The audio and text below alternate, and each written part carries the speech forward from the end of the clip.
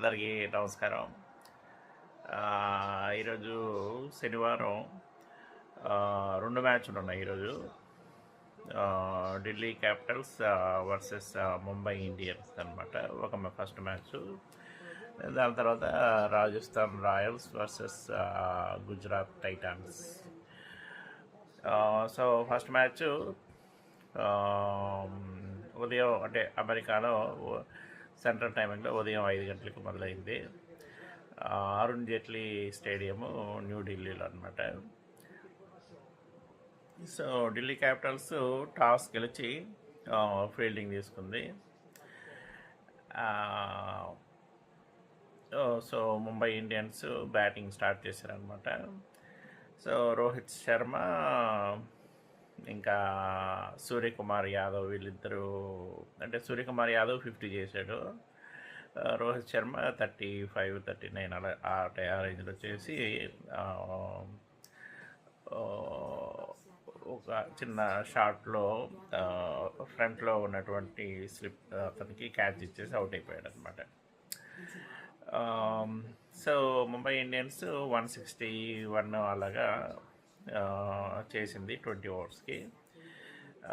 తర్వాత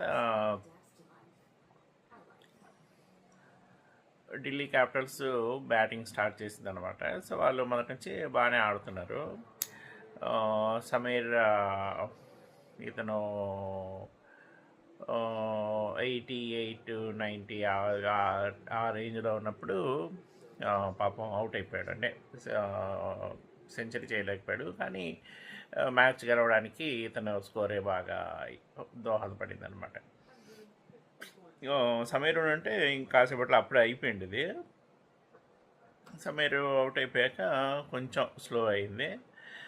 కాకపోతే వాళ్ళు వచ్చిన బ్యాట్స్మెన్ కూడా కొంచెం నిలదొక్కుని వాళ్ళు కూడా తొందరగానే పూర్తి చేశారు అనమాట.